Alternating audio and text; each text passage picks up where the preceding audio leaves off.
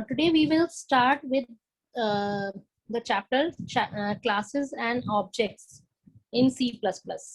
ठीक है, अभी तक जो हम पढ़ रहे थे C++ में, because C++ is also a language and उसके लिए जरूरी नहीं है कि आप C पढ़ो फिर ही C++ पढ़ने की जरूरत है. You can directly learn C++ also as a language.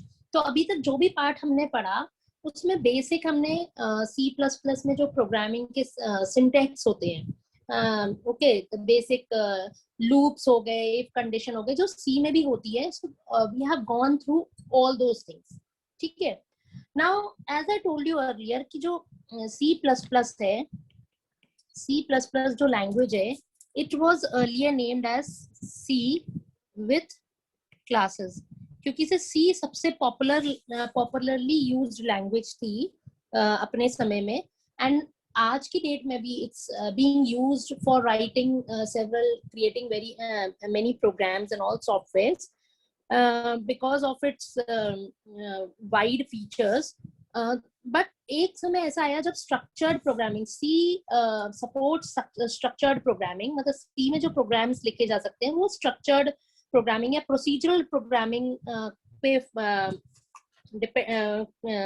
Based है. ठीक है. देन जब ऑब्जेक्ट ओरिएंटेड अप्रोच आया, ऑब्जेक्ट ओरिएंटेड प्रोग्रामिंग अप्रोच आया, then since C was being most widely used at that time, तो सबसे मतलब कह सकते हो सबसे पहली ऑब्जेक्ट ओरिएंटेड लैंग्वेज C++ बनी, बिकॉज C सबसे ज्यादा पॉपुलरली यूज थी, सबसे ज्यादा यूजर्स थे C को यूज करने वाले. तो C++ language was created, which is not a new language, it is just an extension to the C language.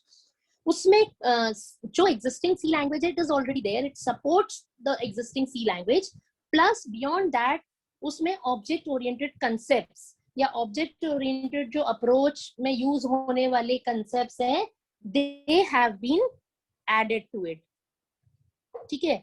तो इसीलिए इसका स्टार्टिंग में जब नाम रखा गया था, that was C with classes, but then it was renamed as C++, giving it a shorter name, C++. And you know what is C++? ++ means C में थोड़ा सा कुछ add on कर दिया गया, so it became C++. Now features हमने पढ़े थे ऑब्जेक्ट ओरिएंटेड प्रोग्रामिंग के. कोई भी लैंग्वेज जो ऑब्जेक्ट ओरिएंटेड प्रोग्रामिंग सपोर्ट करती है, there are lot many languages nowadays which are based on object oriented programming.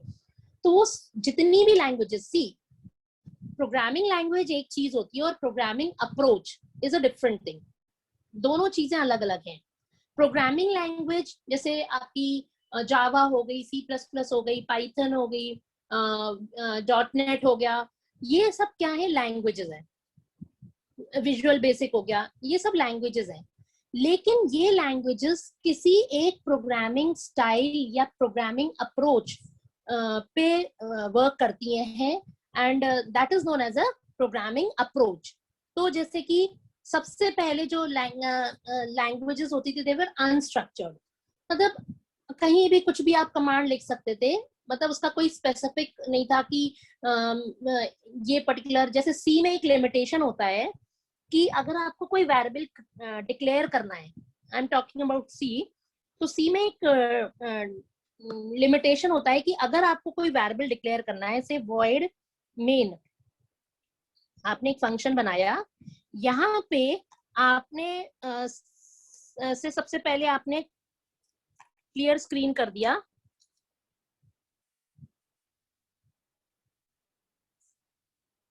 Clear screen means आपने एक पहले फंक्शन कॉल कर लिया. इसके बाद अगर आप वेरिएबल को डिक्लेयर करना चाहो, से A, B, C, मीन्स आपने क्या किया यहाँ कि पहले आपने एक स्टेटमेंट दे दिया, एक फंक्शन को कॉल कर लिया, उसके बाद आप वेरिएबल का डिक्लेरेशन कर रहे हो. This is not allowed in C. C में किसी भी ब्लॉक के टॉप पे आपके सारे वेरिएबल्स डिक्लेयर्ड होने चाहिए. You can not declare a variable anywhere in the middle. ठीक है. तो दिस इज नॉट पॉसिबल. आपका ये लाइन सारे, इनफैक्ट जितने भी डिक्लेरेशन है वेरिएबल्स के, दे should B at the top of the function और ब्लॉक. ना ये एक बहुत बड़ा लिमिटेशन था, क्योंकि इससे क्या होता है, इसका एक ड्रॉबैक है कि अगर आपको वेरिएबल फंक्शन के सबसे आखिर में चाहिए तो भी आपको उसे डिक्लेयर कहाँ करना पड़ेगा, you have to declare it at the beginning. सारे वेरिएबल्स को आपको बिगिनिंग में डिक्लेयर करना पड़ेगा, भले ही वो फंक्शन के आखिर में ही यूज क्यों ना हो रहा हो, ठीक है।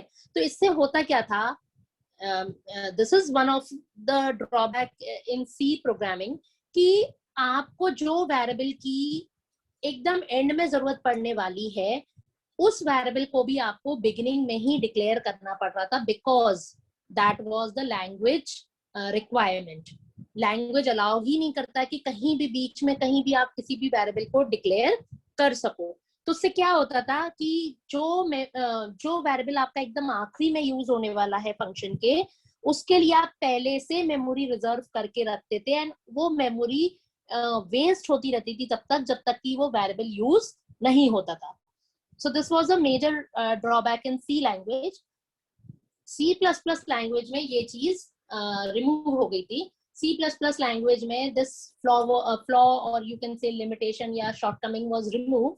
C++ में आप variable को कहीं भी प्रोग्राम के अंदर कहीं भी डिक्लेयर कर सकते हो, ब्लॉक के अंदर, फंक्शन के अंदर कहीं भी डिक्लेयर कर सकते हो। द ओनली रिक्वायरमेंट इज कि the variable should be declared before it is used. बस एक सिंपल कंडीशन कि वेरिएबल को यूज करने से पहले उसको डिक्लेयर करना जरूरी है। तो उससे क्या होता है कि सपोज हमारा कोई वेरिएबल एकदम आखिर में यूज होने वाला है, फंक्शन के बिल्कुल एंड में, टुवर्ड्स द एंड यूज होने वाला है, so instead of declaring it from the very beginning of the function, हम उसको उसी समय डिक्लेयर करेंगे जब उसका यूज होने वाला होगा। तो उससे क्या होगा, मेमोरी का यूटिलाइजेशन improve हो जाता है, because you are not wasting the memory for storing variables which will be used at a later point of time. तो ऐसे ही हर लैंग्वेज के अपने मतलब कुछ वो होते हैं। तो I was telling you about कि लैंग्वेज जो होती है उनकी they are based on some programming approach.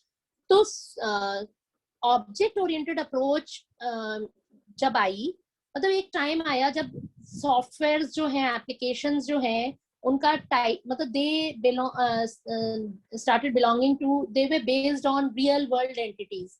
तो उनको प्रोग्राम करने के लिए स्ट्रक्चर्ड प्रोग्रामिंग में बहुत प्रॉब्लम्स आने लगी and things became complicated, the programming became complicated.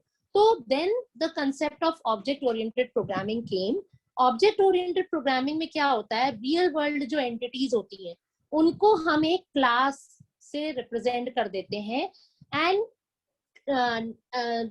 Class के जो इंस्टेंसेस होते हैं दैट इज ऑब्जेक्ट्स, उन ऑब्जेक्ट्स के अराउंड प्रोग्रामिंग होती है, या that is why it is known as object oriented programming.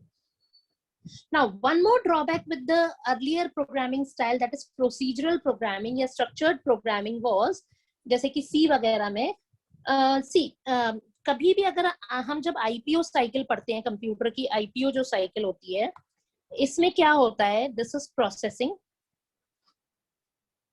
This is input, processing and output, ठीक है। या आप कह सकते हो data, input is nothing but data, data process होता है एंड प्रोसेस होने के बाद इट जनरेट्स इंफॉर्मेशन, ठीक है। नाउ ये प्रोसेसिंग जो है, this is being done by the computer, we are using the computer to do the processing. Now input में हम क्या प्रोवाइड करते हैं, raw data, unprocessed data is your input, then processing होने के बाद it becomes information, ठीक है, which is generated as an output. Like आप एग्जाम्पल एक ले सकते हो सिंपल सा, सपोज आपने एक मार्कशीट वाला प्रोग्राम लिखा था, सी में आपने मार्कशीट वाला प्रोग्राम लिखा था। नाउ मार्कशीट वाले प्रोग्राम में आप क्या कर रहे थे, आप रॉ डेटा के फॉर्म में क्या इनपुट करा रहे थे, the marks obtained by a student in various subjects, ठीक है, that is a raw data. उस डेटा, वो रॉ डेटा क्यों है और डेटा को प्रोसेस क्यों किया जाता है, टू जनरेट इंफॉर्मेशन। नाउ अगर हमें पता करना है कि हमारा परफॉर्मेंस कैसा है, ओवरऑल परफॉर्मेंस कैसा है, तो by seeing the individual subjects marks we cannot see know how is our overall performance. तो उसके लिए हम क्या करते हैं, मार्कशीट का प्रोग्राम सपोज लिखा, the raw data that is provided as input to the program is the marks obtained in various subjects. फिर मार्कशीट वाला प्रोग्राम क्या करता है, does the processing of the raw data, और उसको सारा कैलकुलेशंस वगैरह करता है. It calculates the total, it calculates the percentage, it calculates the division और grade, and all these things are then generated as output and which is your information. अब वो हमारा इंफॉर्मेशन का काम कर रहा है, क्योंकि से उसको देख करके we will come to know what is our performance, what is the students performance. ठीक है. अब इसका मतलब कोई भी प्रोग्राम का सही रिजल्ट आए, नाउ द आउटपुट सबसे एंड में है, इनपुट प्रोसेस होके आउटपुट बना रहा है. ठीक है. सो प्रोसेसिंग मींस आपका जो प्रोग्राम है, प्रोग्राम आप जो लिखते हो किसी चीज के लिए, वो आपका प्रोसेसिंग कर रहा है, and input is your data. ठीक है. अब प्रोग्राम क्या है, प्रोग्राम कई सारे फंक्शन से मिलकर के बनता है, एक या एक से ज्यादा फंक्शन से मिलकर बनता है. तो इसका मतलब क्या हुआ कि आउटपुट आपका दो चीजों पे डिपेंड होता है. मतलब सही आउटपुट के लिए two things are responsible, one is the data and the other is the function या प्रोग्राम जो आपने लिखा है. ठीक है. Now see, if the program is not correct, अगर आपने प्रोग्राम लिखा, से फैक्टोरियल कैलकुलेट करने का प्रोग्राम लिखा, और वो प्रोग्राम का लॉजिक ही गलत है, तो क्या होगा आपका, कभी भी आपको सही आंसर नहीं मिलेगा. You will get the wrong output, this is for sure. अगर आपका प्रोग्राम गलत है तो कभी भी आपका आउटपुट सही नहीं आएगा, क्योंकि से लॉजिक ही गलत है आपका, है ना. जो लॉजिक आप अप्लाई कर रहे हो, कैलकुलेशन आप कर रहे हो, that is wrong, so you will not get the output as correct. That means functions are very important.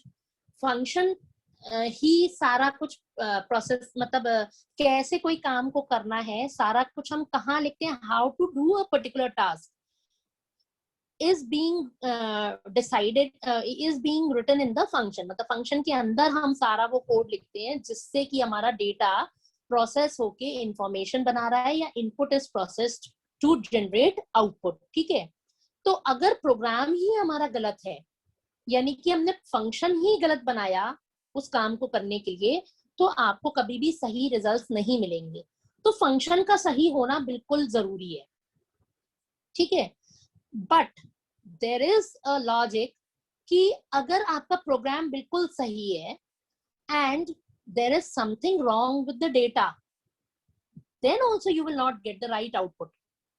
क्योंकि से अभी मैंने आपको बताया कि आपका जो आउटपुट है, आउटपुट इन दोनों चीजों पे डिपेंडेंट है. इनपुट एंड प्रोसेसिंग पे आपका आउटपुट डिपेंडेंट है.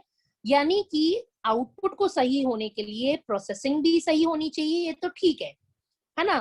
प्रोग्राम सही होना चाहिए, बिल्कुल सही है, पर इनपुट भी सही होना चाहिए, यानी डेटा भी सही होना चाहिए. Means data is also equally responsible.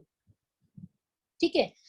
पर स्ट्रक्चर्ड प्रोग्रामिंग में या प्रोसीजरल प्रोग्रामिंग में, जिसपे सी लैंग्वेज बेस्ड है, उसमें the entire focus of the programmer was only on how to do the thing rather than the data. मतलब सारा कुछ फोकस प्रोसीजरल प्रोग्रामिंग में या स्ट्रक्चर्ड प्रोग्रामिंग में प्रोग्रामर का पूरा फोकस इस पे होता था कि प्रोग्राम का लॉजिक क्या होगा, and data was given no preference at all. Data was simply neglected. ठीक है. आपने भी प्रोग्राम लिखे हैं सी में, तो whenever you are asked to write a program, suppose if I give you a question to write a program in C to do a particular thing, तो हमारा जो थॉट प्रोसेस है वो क्या शुरू हो जाता है, जैसे ही आपको क्वेश्चन बोला जाता है कि प्रोग्राम लिखना है आपको ये काम करने के लिए, तो immediately you start thinking how will you do this. You start thinking about the logic.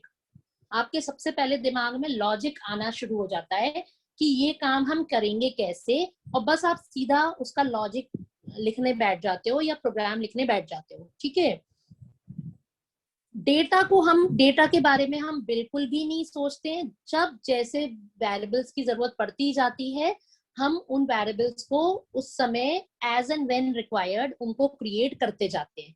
So that means what, the whole focus of our programming is only on the function या how to do the thing rather than जिस data पे वो function run होने वाला है उसको हम बिल्कुल भी नहीं प्रेफरेंस देते। ठीक है, तो एक समय बाद एक मतलब इट वाज फाउंड कि सिर्फ फंक्शन, एक प्रोग्राम को सही रिजल्ट देने के लिए सिर्फ फंक्शन ही रिस्पॉन्सिबल नहीं है, the data is also equally responsible. So then a new approach of programming was created and that was known as the object oriented programming.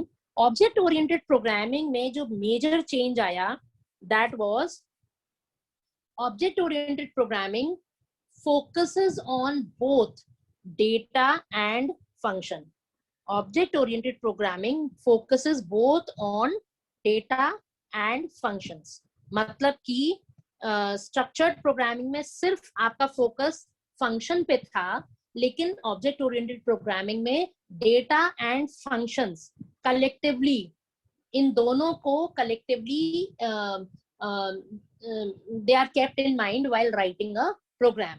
ठीक है, because it was, I told you earlier कि because it was found कि the सही output के लिए ये दोनों ही equally responsible है। क्योंकि से अगर डेटा ही गलत होगा, इनपुट ही गलत होगा, तो कितना भी सही आपका प्रोग्राम हो, you will not get the right result. Okay, तो सिर्फ प्रोग्राम सही होना जरूरी नहीं है, सही डेटा भी लेना जरूरी है ना। इसके लिए मैं एक एग्जांपल दूंगी। May be you must have, many of you must have faced this problem, and this is a case of कि डेटा पे हमने स्टार्टिंग से ध्यान नहीं दिया, इसीलिए ये प्रॉब्लम आती है। आप सबने फैक्टोरियल का प्रोग्राम रन किया होगा। फैक्टोरियल के प्रोग्राम में नॉर्मली हम क्या करते हैं, से आई जस्ट राइट, एक लूप चलाते हैं फॉर से i इज इक्वल टू 1 से भी ले सकते हो आप, 2 से भी ले सकते हो। For i is equal to 2, i less than n, less than equal to n, i plus plus, where n is your, हम यहाँ पे ले लेते हैं सी आउट से enter a number, this is that number जिसका हमें फैक्टोरियल कैलकुलेट करना है, c in n। ठीक है, यहाँ पे हमने एक फैक्टोरियल के लिए एक वेरिएबल ले लिया से इंट फैक्ट, फैक्ट नाम का वेरिएबल ले लिया जिसमें हमने कैलकुलेशंस फैक्टोरियल के स्टोर कराने हैं। ठीक है, तो इसको हम इनिशियलाइज करते हैं 1 से, क्योंकि इसे बाद में ये वैल्यू मल्टीप्लाई होती है। Now here you write fact is equal to fact into i। ठीक है, और यहाँ पे आप लास्ट में प्रिंट करा देते हो C out factorial of n is, और सपोज हमने लिख दिया फैक्ट। ठीक है, I have almost written the entire program for factorial in C++। ठीक है, अब जब हम इस प्रोग्राम को रन करेंगे तो सपोज हम I'll run this program for a value 5, तो you'll get जो भी आपका है 720 आपका आंसर आ जाएगा। ठीक है, आंसर कुछ इस तरह से आ जाएगा, फैक्टोरियल ऑफ 5 इज 120। ठीक है, ये आ जाएगा। 6 का करोगे तो 6 का भी सही आ जाएगा, 7 का करोगे, 8 का करोगे। Now when suppose you will print the factorial of 10, इस पर्टिकुलर केस में जहां हमने फैक्टोरियल वेरिएबल को इंटीजर टाइप लिया है, सपोज हम इसमें इनपुट दे देते हैं 10. whenever you give a value 10, हमने 10 का फैक्टोरियल निकालना है. नाउ जब आप 10 का फैक्टोरियल प्रिंट कराओगे, फैक्टोरियल तो प्रिंट होगा, कुछ ऐसा आएगा लिखा हुआ फैक्टोरियल ऑफ 10 इज, और यहाँ कोई माइनस में वैल्यू प्रिंट होगी. I am not exactly, I don't know what value will come, but it will say minus कुछ वैल्यू आ जाएगी, से 3750, ऐसा कुछ भी वैल्यू आ जाएगी. नाउ दिस इज रॉन्ग, मतलब ये आंसर तो गलत है. अब आप क्या कहोगे? अब प्रोग्राम तो पूरा ठीक था, क्योंकि इसे अगर प्रोग्राम ही गलत होता तो आपको वो बाकी नंबर्स का फैक्टोरियल सही कैलकुलेट करके नहीं बताता. 5 का निकाला, 6 का निकाला, 7 का निकाला, सब केस में आपका आंसर सही आ रहा था. But when we run this program for a higher value of n, से 10, 11, 12, 13 कोई वैल्यू के लिए जब भी हम रन करेंगे प्रोग्राम को, 9 के लिए भी इनफैक्ट, तो you will start getting wrong results. So here the issue is not with the program. Here the issue is not with the logic. आपका लॉजिक परफेक्टली सही है, क्योंकि अगर लॉजिक गलत होता तो एक भी नंबर का आंसर सही नहीं आता. बट यहाँ पे क्या हो रहा है, मे बी 7 या 8 तक के नंबर्स का फैक्टोरियल आपका प्रॉपर आ रहा है, और उसके बाद के नंबर्स का आंसर आपका गलत आ रहा है. So the problem here lies with your data. यहाँ पे क्या हुआ कि जिस वेरिएबल में हमने फैक्टोरियल कैलकुलेट करा रहे थे, उसके लिए हमने रॉन्ग डेटा टाइप चूज कर लिया. We should have taken long int, क्योंकि इसे क्या हो रहा था, एक पॉइंट ऑफ टाइम के बाद आपका जो फैक्टोरियल की वैल्यू कैलकुलेट होके आ रही थी, that was very large. It was exceeding the integer data type limit. ठीक है, तो इसीलिए वो वैल्यू आपकी किस में आ रही थी, नेगेटिव में आ रही थी. इट वाज कमिंग एज, मतलब वो हमें गलत लग रही थी. तो इसीलिए जैसे ही मैं ये चेंज करूंगी स्लाइड सा, इंट की जगह हम फैक्ट वेरिएबल के लिए लॉन्ग इंट वेरिएबल का टाइप ले लेंगे, and then we run our program, we'll start getting the right results for bigger numbers also. ठीक है, तो यहाँ पे आपका प्रॉब्लम प्रोग्राम में नहीं था, आपके फंक्शन में नहीं था, लॉजिक में नहीं था, लेकिन यहाँ पे आपने जो डेटा का टाइप लिया है दैट इज रॉन्ग. सो इसी वजह से आपका आंसर गलत आ रहा था. अब ऐसा क्यों हुआ इसमें प्रोग्रामिंग में, क्योंकि इसे स्ट्रक्चर्ड प्रोग्रामिंग तक हम सारा कुछ जो अपना ध्यान रखते थे वो किस पे रखते थे, फोकस रखते थे, that was only on the logic part. And we don't, variables को सबसे लास्ट में हम कंसिडर करते थे कि ठीक है जब आएगी जरूरत तो हम डिक्लेयर कर लेंगे. ठीक है, and that was the reason. हमने देखा कि फैक्टोरियल जब कैलकुलेट होगा तो इंटीजर ही होगा, तो इंटीजर टाइप ले लिया. ये नहीं सोचा कि जब लॉन्ग नंबर्स के लिए हम रन करेंगे, then we will not be able to, the answer will not be able to fit in a integer type variable, and that was just because we neglected the data. ठीक है, so this issue was resolved in object oriented programming. and object oriented programming में आपका data के साथ functions दोनों, या functions के साथ डेटा को भी equally, both of them were equally focused. And this is the base of object oriented programming. Now classes की हमने definition पढ़ी थी जब हम features पढ़ रहे थे object oriented programming के. तो कई सारे features हमने पढ़े थे, encapsulation, class and object, inheritance, data hiding, abstraction, ये सारे हमने डिटेल में पढ़े थे. polymorphism. Now class मैंने जब बताया था, क्लास क्या होता है, class is you can say it's a unit which comprises of it contains both the data and the functions. इसके अंदर डेटा भी डिफाइन करते हो आप और फंक्शंस भी डिफाइन करते हो. तो डेटा एंड फंक्शंस को when you pack it into a single unit, that forms a class.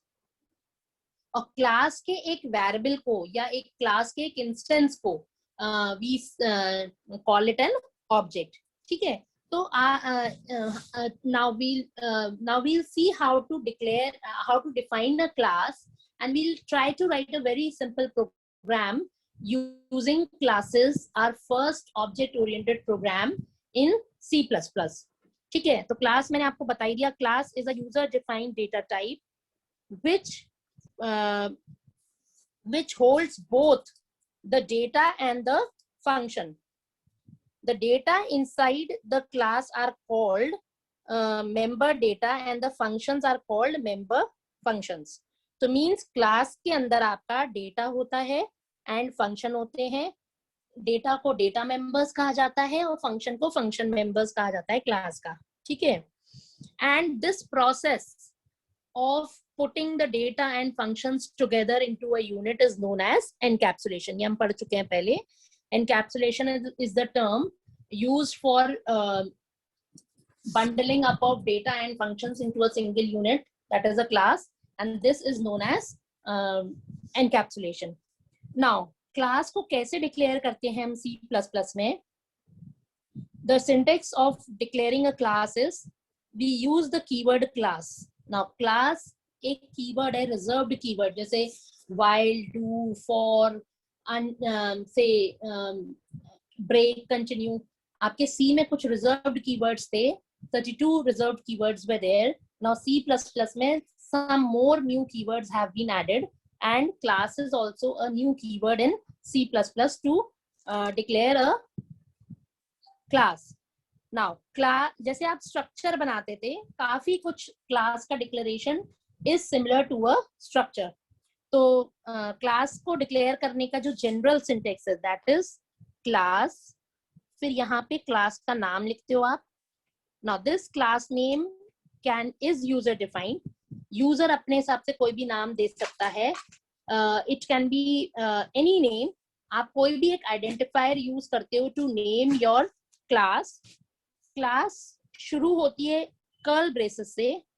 Class, इसके अंदर आप सारा क्लास को डिफाइन करते हो and then curly braces close करके सेमीकोलन लगा देते हो. This ends the class definition. So this is the very you can say raw और very basic concept of how you create a class. तो class, class का नाम, ये कोई भी एक आइडेंटिफायर हो सकता है. आइडेंटिफायर नेमिंग कन्वेंशंस हम पहले पढ़ चुके हैं. नाउ नेम क्या नेमिंग कन्वेंशंस में था, नेम शुड बी मीनिंगफुल. जैसे आप क्लास का नाम कभी भी XYZ ABC ऐसे नहीं रखोगे, PQR, बिकॉज उससे पता ही नहीं चलेगा ये किस चीज के लिए क्लास बनाई है. Rather you will create a class whose name is meaningful. Like आपने क्लास का नाम लिया स्टूडेंट, तो पता चल रहा है कि ये क्लास किस चीज के लिए बनाई है, स्टूडेंट के लिए. या फिर आपने क्लास का नाम लिया employ. So the names of the class should be meaningful, and उनके ऊपर जो भी आपके rules लगते हैं identifier name करते समय, all those rules apply here also. Like कि class के नाम के बीच में space नहीं हो सकता है. ठीक है, variable naming conventions में भी हमने पढ़ा था, variable के name के बीच में you can't put a space. Spaces are not allowed within variable names. तो similarly class के नाम के अंदर भी स्पेस नहीं हो सकता है. देन क्लास के नेम के में अंडरस्कोर के अलावा no other characters, special characters are allowed. ठीक है, तो जैसे अगर मान लो हमने करा student underscore marks, this is a valid name. दो वर्ड्स को अगर हमें कनेक्ट करना है, I can't put a space here, so instead I can put a underscore. Now dash is not allowed. Any other special character is not allowed. So only the one special character allowed within while naming a class is the underscore. So all those rules that apply for variable namings apply for naming a class also. ये rules हैं. बाकी एक convention होता है use. The convention says the name of the class. Now you should know the difference between a rule and a convention. Rule is a rule, उसको आपको follow करना ही पड़ेगा. ठीक है, अगर आप उसको रूल को फॉलो नहीं करोगे तो आपका प्रोग्राम कंपाइल नहीं होगा, बिकॉज दैट इज कंपल्सरी. ठीक है, उसको फॉलो करना कंपल्सरी है. So that is a rule. Rule has to be followed. जबकि कन्वेंशन इज समथिंग, कन्वेंशन ये है कि स्टैंडर्ड एक कन्वेंशन होता है जिससे कि अगर आप फॉलो करोगे तो अच्छा रहेगा, but it is not compulsory. So the difference between a rule and a convention is rules are have to be followed, मतलब उनको फॉलो करना कंपल्सरी है, जबकि कन्वेंशंस को फॉलो करने से अच्छा रहता है, द प्रोग्रामिंग बिकम्स गुड. ठीक है. तो one of the convention of naming a class is कि the name of the class should start with a capital letter. This is a convention. So if I want to name the class as student, so I should keep it like this. The name of the class should be S capital and rest all characters should be small. So this is a convention, not a hard and fast rule. तो अगर आप class का नाम पूरा small में student भी लिखोगे, it will work, it will give no error, but convention इसलिए ये फॉलो करते हैं हम एस कैपिटल, मतलब पहला अल्फाबेट कैपिटल इसलिए रखते हैं जिससे कि वेरिएबल नेम में और क्लास में डिफरेंशिएट कर सकें. जब भी कभी आपको किसी आइडेंटिफायर का नाम में पहला तो यू कैन थिंक कि ये एक क्लास होगी.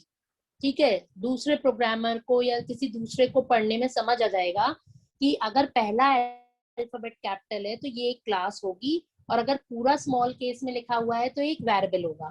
सो just to make the program readable, क्योंकि से यूजुअली क्या होता है, प्रोग्राम हम अगर हमने खुद लिखा है, हमें खुद तो वो प्रोग्राम बड़े आसानी से समझ आ जाता है because we have written that program ourselves.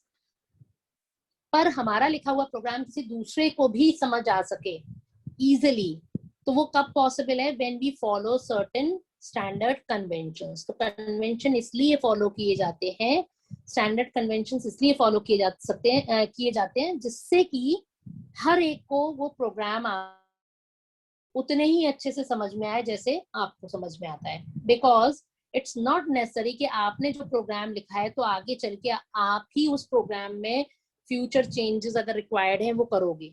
It's not necessary.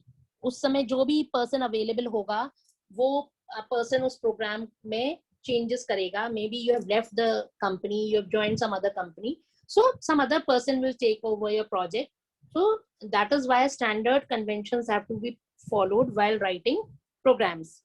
तो क्लास को डिक्लेयर करने के लिए मैं बता रही थी, क्लास का नाम लिखते हो, कर्ल ब्रैकेट ओपन होता है, एंड लास्ट में जहां पे आपकी क्लास खत्म होती है, it ends with a curl bracket followed by a class.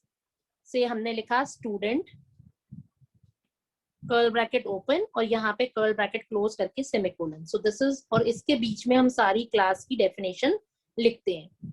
Now as I told you कि क्लास में क्या क्या चीजें होती हैं. क्लास के अंदर आपका डेटा होता है और फंक्शंस होते हैं. ठीक है. तो जब भी कभी आपको कोई प्रॉब्लम दी जाए सॉल्व करने के लिए, read the problem carefully, and उसके लिए आप सबसे आसान तरीका है, इस तरह से एक बॉक्स बना लो, उस बॉक्स को दो पार्ट्स में डिवाइड कर दो. This part is for data, defining the data, and this part is for defining the functions. ठीक है.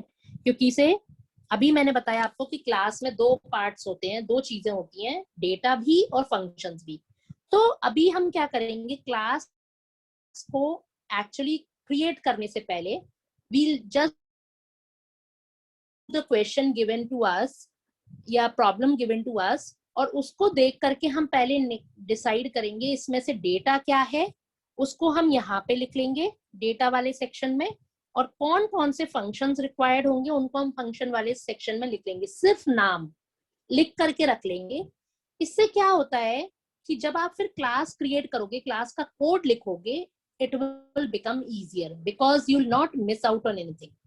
ठीक है. ये चीज ध्यान से आप देखना, क्योंकि से क्या होता है कि फिर प्रॉब्लम को सही से नहीं पढ़ा और कुछ मिस आउट कर दिया, देन मे बी आपकी जो क्लास क्रिएट तो हो जाएगी but you will be missing on some things. तो इससे बेटर है कि आप पहले प्रॉब्लम को ढंग से पढ़ो, समझो, उसमें से पता करो डेटा क्या क्या है, उसको यहाँ लिख दो. इस सेक्शन में क्या क्या फंक्शंस है उनको फंक्शन वाले सेक्शन में लिख लो.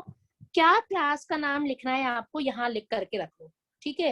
ये एक तरह से आपने रफ लेआउट बना लिया अपनी क्लास का, and that will help you in writing your program easily, या it will help you in writing your class, creating your class easily. Now let us take an example कि suppose हमें marksheet वाला programme करना है using object oriented programming. ठीक है, marksheet of a student, marksheet of a student using object oriented programming. ठीक है, अब मार्कशीट बनाने के लिए हम क्या करेंगे, सपोज हमने अपनी क्लास का नाम रखा स्टूडेंट. ठीक है, क्योंकि स्टूडेंट से रिलेटेड है तो I will keep the name of the class student. मैंने ये दो सेक्शंस यहाँ पे क्रिएट कर दिए, ये आपका डेटा सेक्शन है और ये फंक्शन सेक्शन है. ठीक है, अब मार्कशीट बनाने के लिए, मार्कशीट प्रिंट करने के लिए what all data you require, तो जो जो हम इनपुट लेते हैं यूजर से to print the marksheet of a student, वो डेटा सेक्शन में लिख लेंगे. नाउ क्या क्या डेटा होगा आपका, से रोल नंबर, क्योंकि से एक स्टूडेंट को आइडेंटिफाई करने के लिए आपके रोल नंबर की जरूरत पड़ेगी. नेम, देन से P, C, M, अभी हम 3 ही सब्जेक्ट्स लेते हैं, फिर 3 सब्जेक्ट्स के मार्क्स. आप इनको थोड़ा सा वो भी ले सकते हो detail, you can take them as PHY, CHEM and math. ये हो गया आपका डेटा, सिर्फ हम इतना लेते हैं अभी फिलहाल, इसको आप फिर आगे इलाबोरेट कर सकते हो. You can also take the address, phone number, father's name, जो भी चीजें और आपको लगती हैं वो आप इसमें ले सकते हो. ना ये तो सारा हो गया आपका डेटा. ठीक है, अब इसमें आप चाहो तो इनके टाइप्स भी लिख सकते हो, जैसे कि रोल नंबर. अभी ये बॉक्स हमने छोटा लिया है, so you take a bigger box, यहाँ पे हमने लिख लिया इंट रोल नंबर, और कैर से नेम कितना बड़ा आप अलाउ करना चाहते हो, से 25 कैरेक्टर्स. फिर TCM के मार्क्स तो हम ले लेते हैं इंटीजर टाइप, क्योंकि सर यूजुअली फ्लोट तो होते नहीं. So int, PHY, CHEM and math. अब ये सारा डेटा हमने यहाँ पे डिफाइन कर लिया. Now this is only the input. ठीक है, अब टोटल है, परसेंटेज है, डिवीजन है, ये सब हम कैलकुलेट करेंगे, तो उनको हम डेटा सेक्शन में नहीं लिखेंगे. डेटा क्या होता है, इनपुट, जिस पे आपका प्रोग्राम रन करेगा टू प्रोड्यूस रिजल्ट्स या इंफॉर्मेशन, उसको ही आप इस सेक्शन में लिखोगे. आप सारे वेरिएबल्स को यहाँ नहीं लिखने वाले हो. टोटल को हम कभी भी यहाँ पे नहीं लिखेंगे, परसेंटेज को नहीं लिखेंगे. वो वेरिएबल्स जब हमें जहां रिक्वायर्ड होंगे वहां हम सिंपल लोकल वेरिएबल्स, और we will not create those variables, we will not consider them in the data part. तो ये हो गया आपका डेटा. अब फंक्शंस की बात करें हम, तो फंक्शन में देखो, 2 फंक्शन आपके हमेशा हर प्रोग्राम में रिक्वायर्ड होते हैं, and that is get data, या आप इनपुट डेटा ले सकते हो नाम, इनपुट डेटा, या मतलब कोई भी ऐसा फंक्शन जो इन वैल्यूज को यूजर से इनपुट कराए. मतलब हर कुछ आप चीज फंक्शन के थ्रू कराओगे, तो एक गेट डेटा फंक्शन बना लिया हमने जो यूजर से ये सारे इनपुट या डेटा इनपुट कराएगा.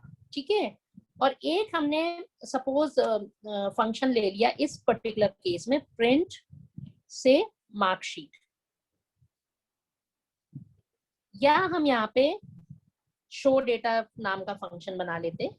हमें मालूम है कि शो डेटा क्या करेगा, जो भी आउटपुट है उसे प्रिंट कर देगा. Now these name are user specific, आप कुछ भी नाम ले सकते हो, आपको ठीक लगने चाहिए वो नाम, and they should be meaningful also. गेट से हमें पता चल रहा है कि यूजर से डेटा गेट करने के लिए होगा. प्रिंट मार्कशीट से मार्कशीट प्रिंट होगी. सो बेसिकली हमने एक रॉ से लेआउट बना लिया है हमारी क्लास का. क्लास का नाम हमारा स्टूडेंट होगा, ये हमारा डेटा होगा, और ये 2 हमारे फंक्शंस होंगे. ठीक है, दिस इज फंक्शन. अब हमने पूरा क्या, अब now see, if you will see, हमने इस प्रॉब्लम को स्ट्रक्चर्ड प्रोग्रामिंग से हटके सोचा। स्ट्रक्चर्ड प्रोग्रामिंग में अगर आपने सी में ये प्रोग्राम लिखा था, मार्कशीट, सीधा मार्कशीट वाला प्रोग्राम लिखना शुरू कर दिया, जैसे जो वेरिएबल्स रिक्वायर्ड थे उनको डिक्लेयर कर लिया, जब कोई वेरिएबल कम रह गया आपने फिर से उसको जाकर के ऊपर डिक्लेयर कर दिया, ठीक है। मतलब आप वेरिएबल्स की ज्यादा टेंशन नहीं लेते हो, आप सीधा प्रोग्राम लिखते हो, जब जब जिस वेरिएबल की कमी महसूस होती है आप उसको वहां पे इंक्लूड कर लेते हो, ठीक है। लेकिन यहाँ पे we are doing things in a very systematic way, बहुत तरीके से हम सारा अपना प्रोग्राम लिख रहे हैं, हमने पहले से सारा कुछ डिजाइन किया, we don't want to leave out something, so we are following a better approach as compare to the previous one. हमने बस प्रोग्राम क्या लिखना है तो उसको लिखने नहीं बैठ गए, पहले हमने उसका एक डिजाइन टाइप का प्रिपेयर कर लिया, and then we'll write the, then we create a class for that, and then we'll write a program based on that class. तो ये लेआउट बनाना बहुत जरूरी है।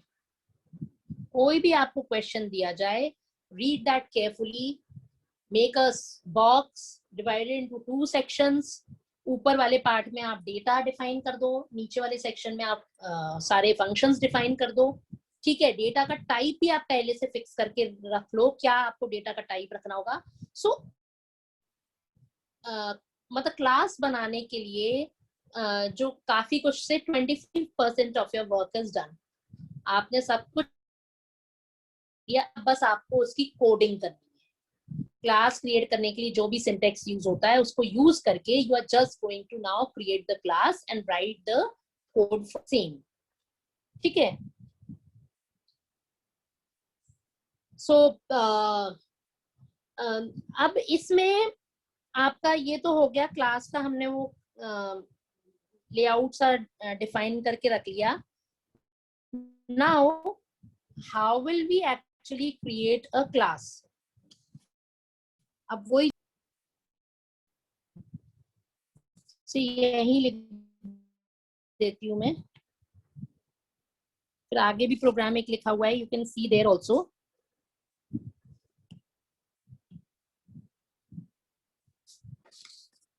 So we'll write class student, curly bracket open करेंगे। Now data is always defined, तो सबसे पहले हम यहाँ ऊपर डेटा डिफाइन करेंगे और नीचे फंक्शन। नाउ यहाँ पे इंट रोल नंबर, जो भी हमने वो बॉक्स बनाया था ना, इफ यू रिमेम्बर, जो बॉक्स बनाया था उसी के बेसिस पे हम सारा कुछ लिखते जाएंगे, and that will make our things easier. हमने कुछ ऐसा लिखा था, रोल नंबर, नेम हमारा था 25 कैरेक्टर्स का, जितना लेना चाहते हो आप, 30 कैरेक्टर्स लेना 30 ले लोगे। Int phy chem comma math, और फंक्शंस थे आपके गेट डेटा एंड हम शो डेटा ही ले लेते हैं, ठीक है। This is for output and gate data is for input, और क्लास का नाम हमारा था स्टूडेंट। अब मैं ये लेआउट को देख करके, ये वाले लेआउट को देख करके I am just going to write my code here. तो इंट रोल नंबर लिया,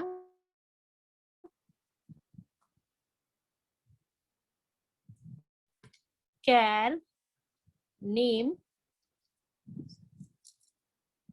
25, then int phy comma chem comma math। ये तो हो गया, हमारा सारा डेटा डिफाइन हो गया यहाँ पे, ठीक है। दिस हो all these things is your data. अब आपको अभी मैं ये प्राइवेट और पब्लिक का बाद में बताऊंगी, एक्सप्लेन बाद। फंक्शंस को यूजुअली हम पब्लिक सेक्शन में लिखते हैं, अभी इतना ही समझ, it will complete lecture to explain you about this. So आप ये मान के चलो कि डेटा को हम प्राइवेट सेक्शन में हैं, जो कि डिफॉल्ट होता है, तो ये सारा डेटा आपका प्राइवेट है। Now functions have to be kept in the public section, तो पब्लिक सेक्शन शुरू करने के लिए हमें क्या लिखना पड़ता है, public colon. Now public is again a reserved keyword, reserved keyword in C++। ठीक है, तो ये हमें लिखना ही पड़ेगा। फंक्शंस को ज्यादातर हम पब्लिक सेक्शन में ही डिफाइन करते हैं। वेरी रेयर, मतलब few functions are defined in the private section also, but normally all the functions are defined in the public section। ठीक है, तो ये हमने डिफाइन कर दिया है, इसको हम बाद में देखेंगे, बाद में मैं इनके बारे में एक्सप्लेन करूंगी। Now coming to the functions. ठीक है, अब फंक्शन हमारा सबसे पहला कौन सा है? Gate data. Get data is not going to return any value, so we are taking its type as void, क्योंकि इसे get data function सिर्फ यूजर से इनपुट करने के लिए फंक्शन बनाया जा रहा है। It's not going to return any value, so we are taking its return type as void। यहाँ पे हमने ये लिख दिया, अभी हम इसके अंदर का कोड लिख देंगे, then void show data।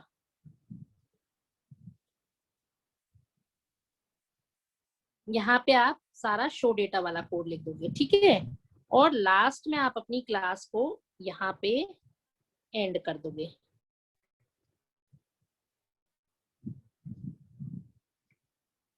Suppose यहाँ पे आपकी क्लास ओवर हो गई,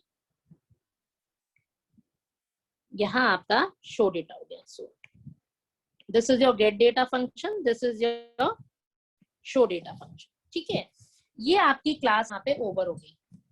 क्लास को डिफाइन किया, उसके अंदर डेटा डिफाइन किया, उसके बाद पब्लिक सेक्शन में फंक्शंस डिफाइन किए, क्लास को यहाँ पे फिनिश कर दिया। ठीक है ना, कोड क्या लिखेंगे वो अभी हम बाद में देख लेंगे। Now a program is yet not over, because अभी आपको क्या और लिखना रह गया है। क्लास तो बन गई, पर आपको ये पता होना चाहिए अभी भी कि सी में चाहे C++ में कोई भी प्रोग्राम आपका C या C++ में इट स्टार्ट्स रनिंग, तो main function is the starting point of your program. तो मेन फंक्शन से ही प्रोग्राम रन होना शुरू होता है। तो यहाँ क्लास में कहीं भी मेन फंक्शन नहीं लिखा है। So from where will the program run, तो मेन फंक्शन तो लिखना जरूरी है, क्योंकि से प्रोग्राम रन होगा तो मेन फंक्शन होना शुरू होगा। सो सपोज अभी हम मान के चलते हैं कि ये क्लास हमारी पूरी लिख चुकी है। आई राइट द कोड, यहाँ पे जो भी कोड है रिमेनिंग वो हम बाद में लिख लेंगे। I'll just write the main function now, so that you will get a feel how an object-oriented program is written and executed. ठीक है, now here I'll write the main function. So main function कैसे लिखते हैं? void main। अब object oriented programming में सब कुछ object oriented होता है, मतलब ऑब्जेक्ट से ही शुरू होता है। तो सबसे पहले आप, और ऑब्जेक्ट मैंने क्या बताया? Object is an instance of a class, और you can say it's a variable of a class. जैसे हम स्ट्रक्चर वेरिएबल डिफाइन करते थे, तो क्लास के वेरिएबल को हम बोलते हैं ऑब्जेक्ट। ठीक है, तो we have to define an object of the class we have created. तो हम क्या लिखेंगे? क्लास का नाम क्या है आपका? स्टूडेंट। जैसे आप स्ट्रक्चर वेरिएबल डिक्लेयर करते समय स्ट्रक्चर का नाम लिखते थे, फिर स्पेस देके वेरिएबल का नाम, या आप लिखते हो इंट ए। यहाँ इंट क्या है? डेटा टाइप, और ए क्या है? वेरिएबल का नाम। अब स्टूडेंट क्या है आपका? स्टूडेंट भी तो एक डेटा टाइप है, पर क्या है ये? एक क्लास है, तो ये एक यूजर डिफाइंड डेटा टाइप है। तो यूजर डिफाइंड डेटा टाइप का वेरिएबल हमें एक ऑब्जेक्ट क्रिएट करना है। तो I will write suppose S. S is the name of N object of student class. तो इसको हम क्या कहेंगे? स्टूडेंट क्लास का एक ऑब्जेक्ट एस डिफाइन हो गया। ठीक है, अब हम लिखेंगे S dot gate data. Now जितने भी क्लास के फंक्शंस होते हैं उनको हम डायरेक्टली कॉल नहीं कर सकते। जैसे सी में आप फंक्शंस को डायरेक्टली कॉल कर लेते थे, लेकिन C++ में एक क्लास के अंदर जो फंक्शन डिफाइंड होता है, it is not an independent function, it is a member function of the class. मैंने बताया था ना, क्लास में डेटा मेंबर होते हैं और मेंबर फंक्शंस होते हैं। तो क्लास के मेंबर फंक्शन को डायरेक्टली नहीं कॉल करा जा सकता है, they need the object of that class to call them. मतलब एक क्लास का मेंबर फंक्शन को कॉल करने के लिए उसी क्लास के एक ऑब्जेक्ट की जरूरत पड़ती है। तो हमने लिखा एस डॉट, डॉट यहाँ पे क्या है, मेंबरशिप ऑपरेटर, जो हम स्ट्रक्चर्स में भी यूज करते थे। अगर स्ट्रक्चर वेरिएबल का कोई एक डेटा को हम एक्सेस करना होता था, जैसे एस डॉट रोल नंबर लिखते थे हम स्ट्रक्चर्स में, है ना, लिंक लिस्ट में हमने स्ट्रक्चर्स काफी यूज किया है डेटा स्ट्रक्चर में। तो आपको अगर एक स्ट्रक्चर के अंदर के मेंबर को एक्सेस करना होता था, तब आप ये ऑपरेटर को यूज करते थे, dot operator, it is the membership operator. तो यहाँ पे भी ये membership, S is your object and get data is your member function of class। ठीक है, और कौन सी क्लास, स्टूडेंट क्लास। तो as डॉट गेट डेटा, मतलब कि गेट डेटा फंक्शन को कॉल कौन कर रहा है, s, and what is s, s is an object। यहाँ ये ऑब्जेक्ट है s is an object, student is a class. अब ये सब लिखना नहीं है, लेकिन ये जस्ट मैं बता रही हूँ कि स्टूडेंट एक क्लास है, एस एक ऑब्जेक्ट है, यहाँ पे एस एक ऑब्जेक्ट है, gate data is a member function of the class. ये सब लिख दिया हमने। इससे करने से क्या होगा, this function will be called, this statement will call this particular function from the class, और इसके अंदर जो भी कोड लिखा हुआ होगा वो सारा एग्जीक्यूट हो जाएगा। और इसके अंदर आप बेसिकली अब लिखोगे क्या, सपोज मैं लिख ही देती हूँ थोड़ा सा कोड। गेट डेटा फंक्शन हमने किस लिए बनाया है, to input the values from the user. अब इनपुट हमें क्या क्या करना है, यही सारी चीजें हमें इनपुट करनी है, रोल नंबर, नेम, फिजिक्स में मार्क्स, केमिस्ट्री में मार्क्स एंड मैथ में मार्क्स। तो I will just write C out enter roll number, बिल्कुल जैसे आप पहले लिखते थे, C in roll number, see out enter name,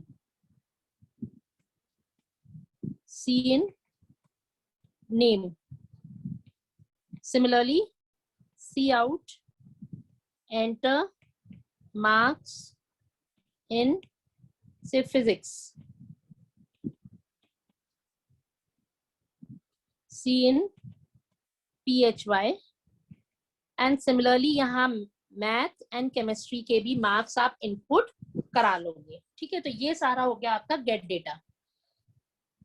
अब एस डॉट गेट डेटा जब आप लिखोगे तो ये वाला फंक्शन आपका कॉल हो जाएगा, ये वाला, और वो क्या करेगा, यूजर से वही सारे इनपुट यूजर से इनपुट करा लेगा value, role number, name, physics में मार्क्स, केमिस्ट्री में मार्क्स एंड मैथ में मार्क्स, उस स्टूडेंट के जिसकी हमें मार्कशीट प्रिंट करनी है। ठीक है, अब क्या काम रह जाता है, now we are left with printing the marksheet. अब डेटा हमारे पास सारा आ गया, अब हमें क्या करना है, अब हमें उस स्टूडेंट की मार्कशीट को प्रिंट करना है। नाउ मार्कशीट प्रिंट करने का जो भी लॉजिक है वो सारा हम इस फंक्शन के अंदर लिखने वाले हैं, शो डेटा फंक्शन के अंदर। तो जैसे आपने मार्कशीट का लिखा था सी में, वो सारा कोड आप यहाँ लिखोगे। सपोज आपने एक वेरिएबल, इसमें कुछ वेरिएबल्स की जरूरत पड़ेगी, लोकल वेरिएबल्स, टोटल से देन फ्लोट टाइप, परसेंटेज, जिन जिन वेरिएबल्स की आपको जरूरत पड़ेगी कैलकुलेशन के लिए, आप इनको यहाँ पे डिफाइन कर सकते हो। ठीक है, एंड देन यू कैन, इसके बाद आप सारा कैलकुलेट कर लो, से total is equal to PHY plus CHEM plus math. Now you must be wondering कि physics, chemistry, math variable तो हमने declare यहाँ किए हैं, इस फंक्शन में शो डेटा में हमने कहीं भी इन वेरिएबल्स का यूज नहीं किया है, then how I can access them here? But ये वेरिएबल्स क्लास के अंदर डिफाइंड है, तो क्लास के अंदर जो भी क्लास के अंदर जितने भी फंक्शंस होंगे उनके अंदर जो डेटा मेंबर्स हैं they will be accessible automatically. देखो यहाँ भी role number, name, physics variables मतलब दे वेर एक्सेसिबल, जबकि डिक्लेयर ये कहाँ पे है, यहाँ इस सेक्शन के बाहर है। फंक्शन में कहीं भी, गेट डेटा फंक्शन में कहीं भी हमने रोल नंबर, नेम वगैरह को डिफाइन नहीं किया है। नाउ ये ऐसा क्यों हो रहा है, क्योंकि इसे क्लास में जितने भी डेटा हम डिफाइन करते हैं they are known as the data members of the class, और वो डेटा मेंबर्स पूरे क्लास के अंदर से कहीं से भी आराम से रेफर हो सकते हैं, तो उनको दोबारा से डिफाइन करने की जरूरत नहीं पड़ती है। यहाँ आपने टोटल कैलकुलेट करा लिया। Similarly you can calculate the percentage as total divided by 3.0। फिर यहाँ आप वो सारा लॉजिक लिख सकते हो डिवीजन वगैरह कैलकुलेट करने का, and to print the marksheet. ये सारा कोड अब मैं नहीं लिख रही हूँ यहाँ। मार्कशीट प्रिंट करने के लिए जो भी लॉजिक सारा लिखना है आप यहाँ पे सारा लिख दोगे जहाँ पे मैंने लाइंस मारी हैं। अब इस फंक्शन को हमें कॉल करना है, तो I will write s dot show data. s dot show data से ये वाला फंक्शन आपका कॉल होगा। It will calculate the total, it will calculate the percentage, it will print the mark sheet, and this is the end of our program. Last में हम get ch लिखेंगे just to hold the output screen for a while, and our program is over. ठीक है, अब आप अगर यहाँ पे देखो ये आपका कंप्लीट प्रोग्राम हो गया।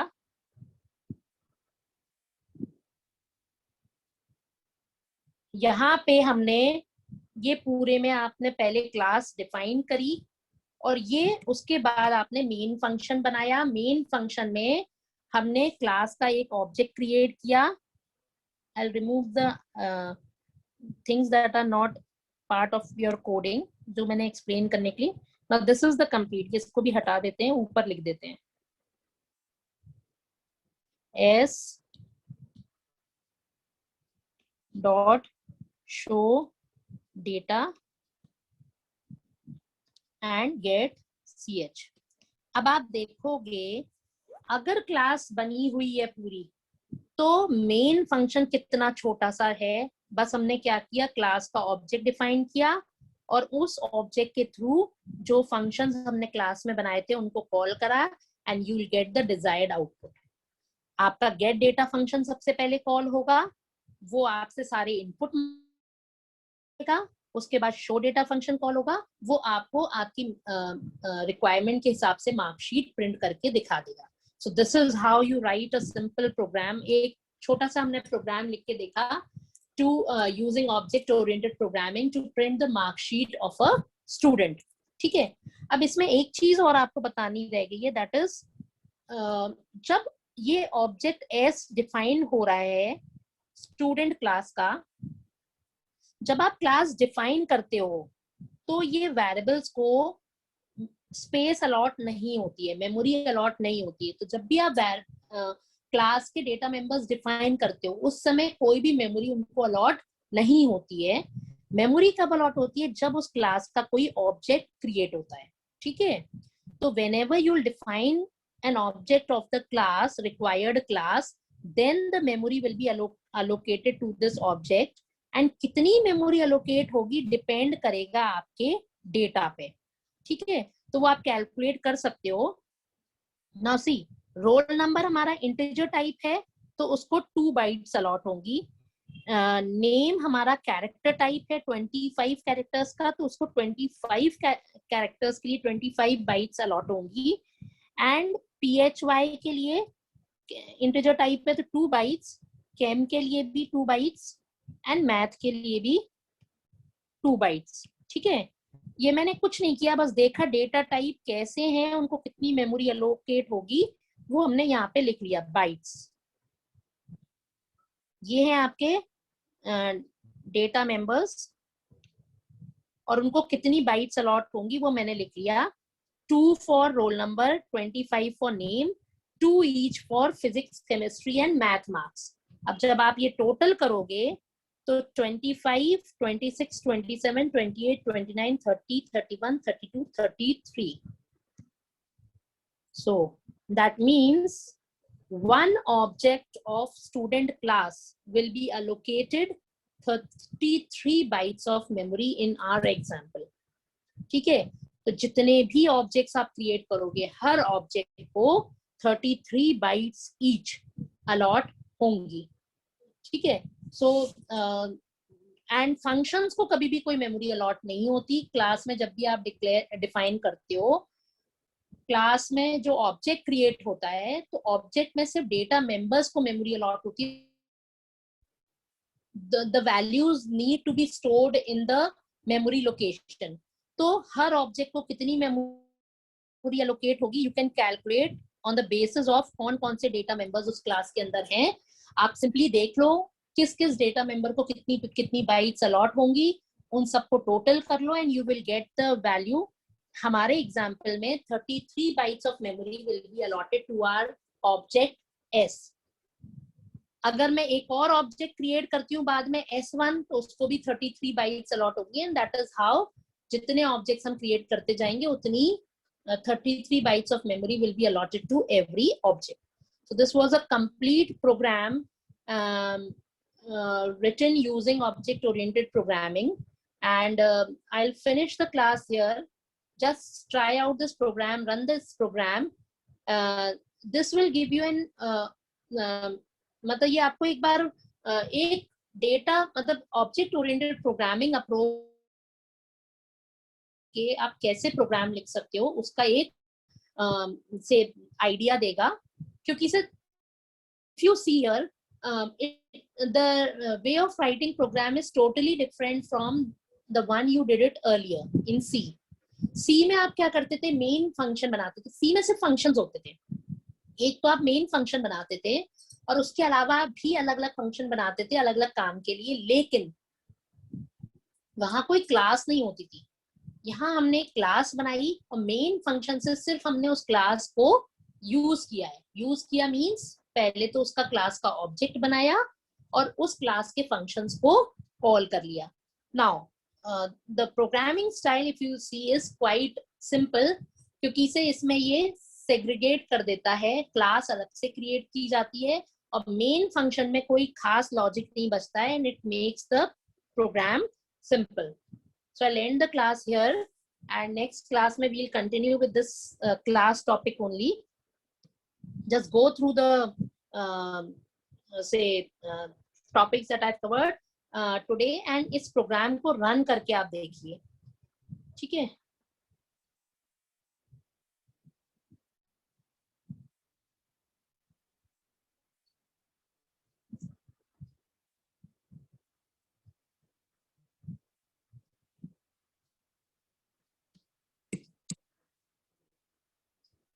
So I'll just end the class.